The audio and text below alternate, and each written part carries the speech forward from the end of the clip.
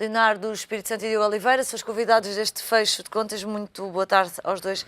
Diogo, e começava por ti, olhando aqui para a evolução das ações, quer do BES, quer até da PT e da Espírito Santo Financial Group, dirias que estamos numa fase já de alguma acalmia no mercado ou ainda é muito cedo? Boa tarde.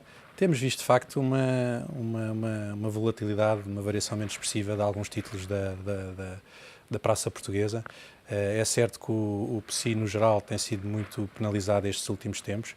Podemos ver que o PSI era uma referência no princípio do ano, quando se destacou dos outros índices europeus, e atualmente isso já não acontece, e portanto isso tem sido o resultado da variação negativa de alguns títulos, é certo, mas também é certo que mais recentemente temos visto, não só ao nível das próprias ações, como algum alívio também nas ilhas de dívida pública, portanto o sentimento global do mercado no que é o âmbito do espaço português tem estado mais calmo.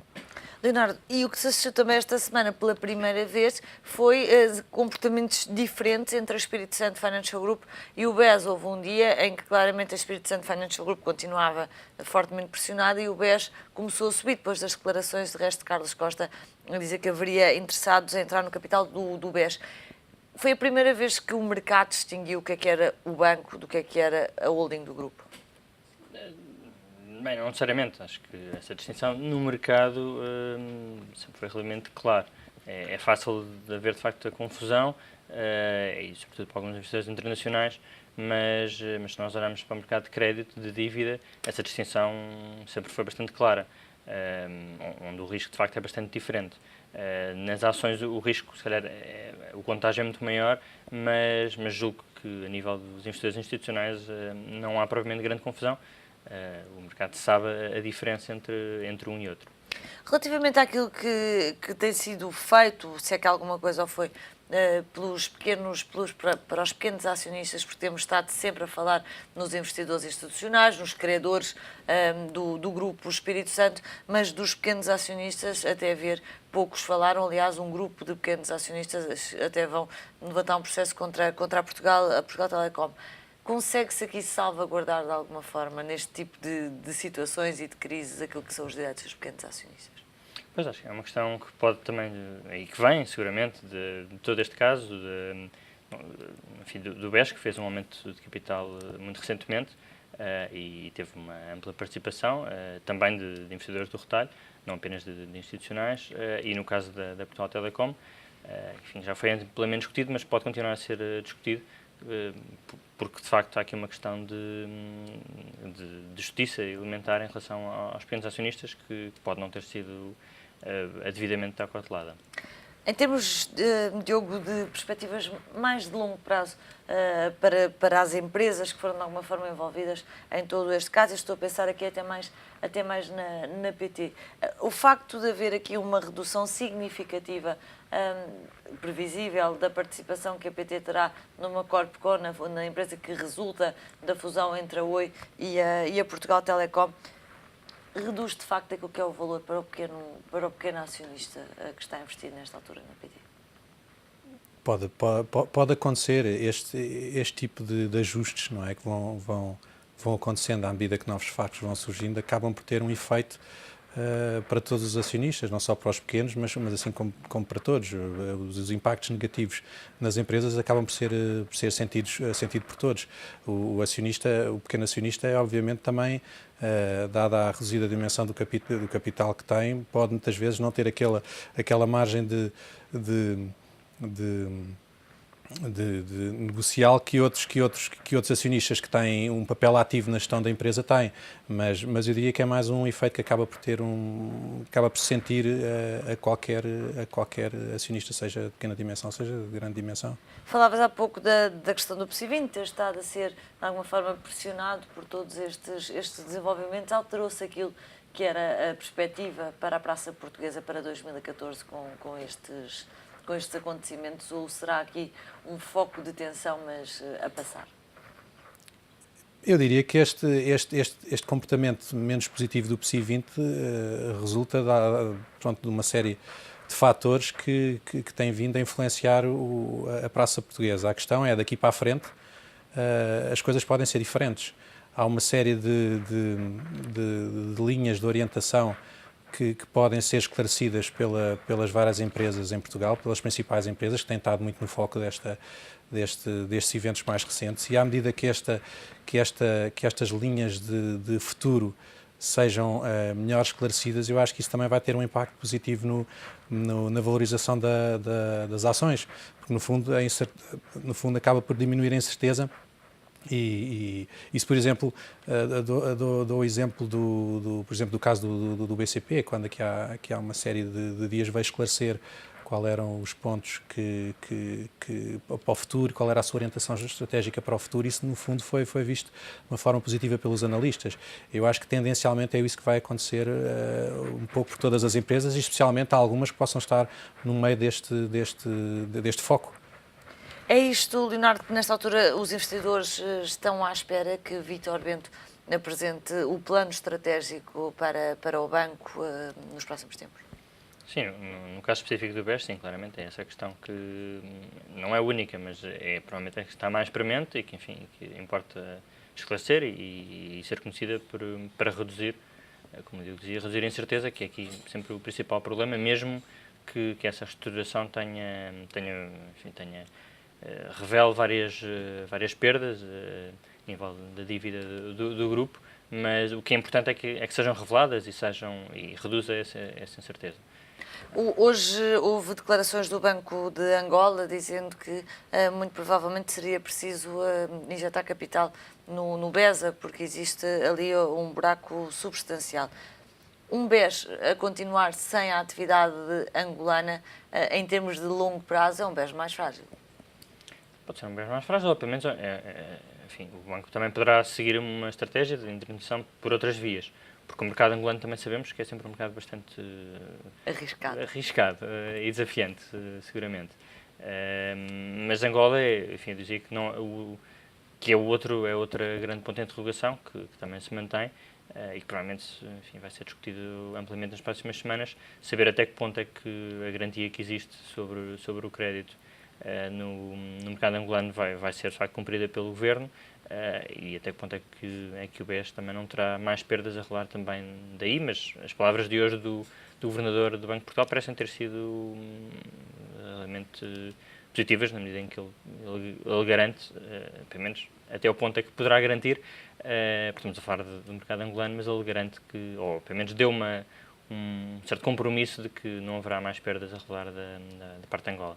Diogo, e olhando justamente aqui para o papel dos reguladores em todo este processo, Carlos Costa esteve esta manhã no Parlamento, esta semana já disse várias coisas, disse que havia interessados no BES, veio dizer também que pedia auditorias extra ao BES e tentando desfocar a coisa só do BES, mas pensando no nosso sistema financeiro. Por cá estamos na antecâmara daquilo que será uma supervisão europeia do setor financeiro. Os bancos portugueses estão em boa forma, de facto, para serem entregues a essa supervisão. Podemos todos ficar mais descansados se essa supervisão sair de Portugal e passar a ser europeia, dado que até agora as coisas parecem não ter corrido assim tão bem. Bom, isso tem sido o caminho, não é? O caminho vai ser em direção a essa supervisão financeira, especialmente dos problemas a nível global que tivemos aqui há alguns anos, e portanto todo o caminho foi de uma maior regulação e de uma maior preocupação com as grandes empresas, especialmente as grandes empresas da banca. E Portugal, enfim, também não escapa a isso. Portugal vem de um programa de ajustamento. Obviamente que esse programa de ajustamento também resulta de dificuldades do país que são sentidas especialmente pela banca, não é? O negócio da banca em intermediação e portanto, dotar a economia de crédito. Portanto, todo o cuidado tem sido no sentido de preparar o melhor possível para os novos desafios que vêm agora em diante. No final do ano temos um desafio bastante grande por parte do BCE, com a realização do stress test, e portanto aqui a ideia do nosso regulador do Banco de Portugal, e penso que bem, é deixar tudo preparado para que depois Portugal fique bem visto na fotografia. E toda a informação que tem saído nesse sentido é que, de facto, a banca portuguesa está, pelo menos, salvaguardada naquilo que são os critérios mínimos para fazer face a essa maior regulação e, portanto, a esses testes que vem agora no final do ano. Relativamente ao BES, concretamente, Leonardo, tivemos o Governador do Banco de Portugal a dizer que seriam realizadas mais auditorias antes desse passo da passagem daquilo que é a supervisão nacional para a supervisão europeia. É importante nestas alturas dar garantias extra? Sim, é isso que o mercado, no fundo, quer ouvir. Aqui todo este processo, aliás, acaba por decorrer deste exercício de escrutínio do Banco Central Europeu, portanto, chamado AQR, que vai revelar os seus resultados aos principais bancos europeus entre setembro e outubro. Aqui, aparentemente, o Banco de Portugal pretende não correr riscos e pretende que, quando esses resultados forem divulgados, que se houver alguma necessidade de capital, que ela já esteja resolvida. De forma que o banco, na altura da divulgação dos resultados, não possa passar por dificuldades. Que também se diga que, neste momento, a nível global, a nível europeu, não há uma excessiva preocupação, ao contrário de outros anos, claro, não há uma excessiva preocupação com estes resultados, o que, enfim, até podemos ter algumas surpresas negativas a nível europeu, porque de facto não é um tema que tem sido debatido no mercado, não há uma preocupação muito expressiva com a revelação destes resultados. Mas aqui claramente há a preocupação de jogar pelo seguro e de, caso haja alguma necessidade de capital, ela seja apurada antes do anúncio dos resultados do BCE. Leonardo, outra informação avançada esta semana, e hoje voltou a ser avançada também pelo Diário Económico, é que haverá interessados no Banco Espírito Santo. Carlos Costa falou em alguns fundos de investimento no início da semana. O Diário Económico hoje avança a notícia que poderá haver bancos interessados também no Banco Espírito Santo.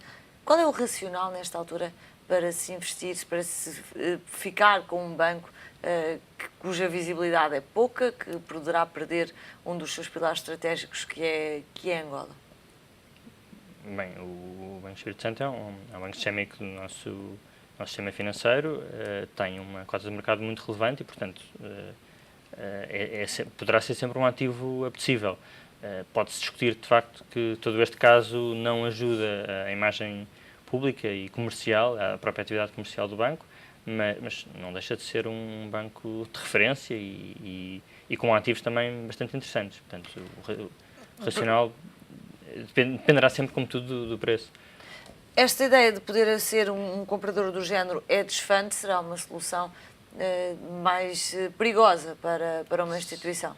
Sim, seria seguramente menos estratégica, seria muito mais tática e, portanto, seria muito menos interessante do ponto de vista da instituição, do ponto de vista do nome do banco e, enfim, da instituição que se pretenda que perdure. Não seria provavelmente a solução mais vantajosa. Uma solução deste género, Diogo, em termos daquilo que são os comportamentos das ações, é uma solução que conduzirá sempre a um cenário mais volátil no que toca a preços. Relativamente a essa opção dos hedge funds, trazem sempre alguma volatilidade aos títulos, ou não? Sim, como era dito, a própria lógica do hedge fund pode não ser tanto uma lógica de longo prazo e pelas próprias características de investimento do hedge fund, não quero estar aqui a dizer que é uma má opção relativamente em outras que serão melhores, mas de facto todo o contexto de investimento de empresas de hedge fund que são eventualmente menos reguladas ou que têm uma lógica de investimento mais especulativo, quem sabe, podem por si só, teoricamente, não ser à partida uma melhor opção para uma instituição financeira ou para uma empresa de grande relevo. Mas isso depois tudo depende de caso a caso. O que é importante é que as coisas sejam encaminhadas e principalmente que haja uma definição dessa tal lógica de médio e longo prazo bastante bem definida para todos os investidores, e especialmente também para salvaguardar os pequenos investidores que também têm interesse nesta matéria. Diogo, olhando aqui para outro tema mais europeu, mas diz respeito também a Portugal, os indicadores da economia têm estado, de alguma forma, a não trazer essa notícia de crescimento mais robusto que era esperado. Este é um dos temas para este segundo semestre. Sim, especialmente porque havia alguma, em termos, por exemplo, da época de divulgação dos resultados nos Estados Unidos, havia alguma, e tem havido alguma expectativa positiva face a trimestres anteriores não tão bons, e o que é facto é que toda esta evolução tem sido possivelmente mais favorável, por exemplo, aos Estados Unidos do que à Europa. No entanto, alguns indicadores ainda continuam a mostrar uma recuperação, mas não tão evidente, provavelmente, como se pretendia. Mas a divulgação de resultados está no seu início, a divulgação de resultados das empresas está no seu início. Nos Estados Unidos tivemos já a divulgação especialmente de algumas empresas ligadas ao setor financeiro. Os resultados acabaram por ser mais ou menos em linha, ligeiramente acima das expectativas, Quando mas ainda é muito cedo. esperava aqui alguma turbulência, com resultados ali a falhar nessas estimativas no início da earnings season, havia um sentimento mais reservado. Eu tenho a ideia que no início, na antecipação da época de resultados, especialmente o setor financeiro nos Estados Unidos, viu ali as suas expectativas baixarem um pouco. No entanto, os resultados acabam por sair mais ou menos em linha, ligeiramente acima das expectativas. Agora, estamos muito no início e eu acho que isto será também um bom barómetro para a Europa, não só estar atento aos sinais macroeconómicos, mas também perceber um pouco como reagiram as empresas neste trimestre anterior e qual é o guidance que as empresas fazem agora para o trimestre seguinte. Acho que é importante também perceber o pulso e como se comportou as empresas, não só olhar para os fatores macroeconómicos que até agora não têm sido de facto muito bons, mas também não têm sido muito maus. No caso do discurso de Janet Yellen nesta semana, Leonardo, nota-se que há ali alguma preocupação com algumas formações de bolhas, nomeadamente questões prudenciais da banca, justamente, a serem manifestadas por Janet Yellen. Que destaque e que análise te merecem as palavras da Presidente da FED? Bem, por um lado, em relação ao discurso eminentemente sobre a economia, ela não trouxe grandes novidades, ou não trouxe mesmo novidades nenhumas, continua realmente preocupada com a recuperação muito ainda incipiente do mercado imobiliário, e basicamente é uma mensagem de bastante cautela. Estão a reduzir os estímulos e vão continuar a reduzir os estímulos, mas a primeira subida de taxas ainda está bastante longe e, portanto, vai continuar a ser uma política monetária que vai continuar a ser muito expansionista e de contínuo apoio ao crescimento económico. Depois, também essas preocupações relativamente há um tema que tem sido muito batido, da estabilidade dos mercados financeiros, isto devido a um contexto de taxas de juros muito reduzido, que pode propiciar uma atitude demasiado complacente dos investidores relativamente ao crédito, isto é conceder crédito a níveis, portanto, a um preço muito baixo, que propicie que empresas de melhor qualidade se consigam financiar, apesar de inerentemente não terem essa qualidade suficiente para depois serem sustentáveis, ter uma atividade sustentada. Portanto, é uma situação que, aliás, esteve na base daquilo que aconteceu em 2007 e 2008, e que há preocupação pertinente de que não se repita. Mas, dado que estamos a ver num contexto que é de taxas baixas durante muito tempo, portanto, já vem, as taxas nos Estados Unidos foram cortadas até no início de 2009 e estão praticamente a zero desde essa altura, e assim vão continuar pelo menos durante mais um ano, pelo menos, se não for mais. Portanto, é muito tempo e isso pode propiciar, de facto, que alguns segmentos do mercado de crédito, sobretudo as empresas com piores riscos, que acabem por conseguir crédito de uma forma um bocadinho artificial, e isso venha a revelar-se fatal depois mais tarde. Diogo, e esta semana, agora já ontem, aliás, não foi antes disso, um avião acabou por cair na Ucrânia, na zona de guerra. Houve aqui uma sensação que, de repente, o conflito ia escalar e que isso acabou por sobressaltar os mercados. É um tema também. É um tema. Nós vimos que o próprio aparecimento desta crise, aqui há uns tempos atrás, teve reações no mercado. Depois a situação, entretanto, acalmou. Mas ontem, portanto, voltou a reacender-se, até porque todo este contexto específico da queda de um avião civil vem colocar esta questão muito mais ao nível global.